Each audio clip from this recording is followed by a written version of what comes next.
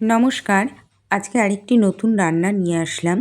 এই রান্নাটি হলো ভেটকি মাছের পাতুরি। এই পাতুরিটি করেছিলাম একদম অন্যরকমভাবে।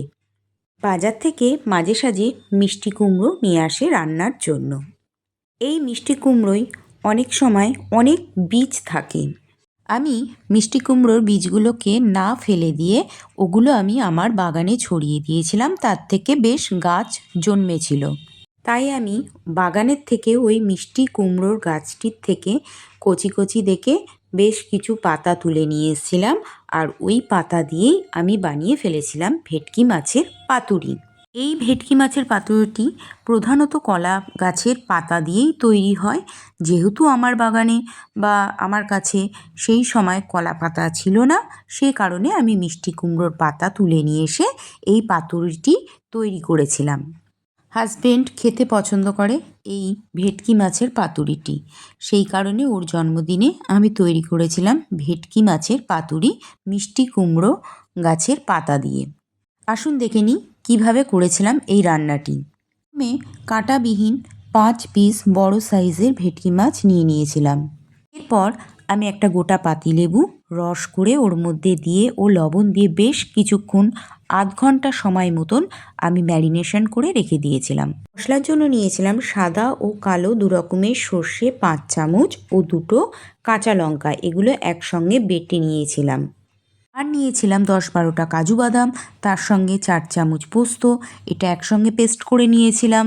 আর নিয়েছিলাম 3 চামচ টক দই। এগুলো সব একসাথে মিশিয়ে মাছটিকে মেখে নিয়েছিলাম। আর নিয়েছিলাম মশলা মাখানোর সময় 1 চামচ গুঁড়ো হলুদ, 1 চামচ লবণ ও 2 চামচ কাঁচা সর্ষের তেল।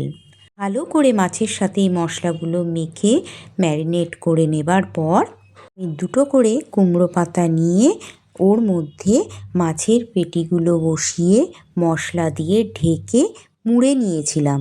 আমি এখানে দুটো করে পাতা ব্যবহার করেছিলাম, কারণ আমার গাছটি ছোট ছিল, বেশি পাতা ছিল না বলে। আপনারা চাইলে আরও বেশি পাতা এর মধ্যে দিতে পারেন।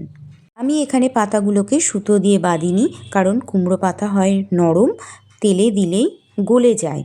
মাছটি যখন তেলের ওপর দিয়ে ভাজা হয় সেই সময় কুমড়ো পাতাগুলো নরম হয়ে মাছের সঙ্গে একেবারে চিপকে লেগে থাকে। সেই কারণে আমি আলাদা করে কোনো সুতো দিয়ে এখানে বেঁধে নিইনি।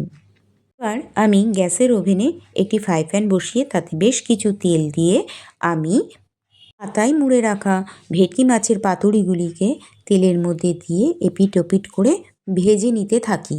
ভাজার সময় আমি এর মধ্যে একটি ঢাকা দিয়ে দিয়েছিলাম এবং গ্যাসের স্টিমটাকে একেবারে লো করে নিয়েছিলাম, তাতে মাছের ভেতরকার অংশটি নিজের থেকেই সেদ্ধ হয়ে যায়।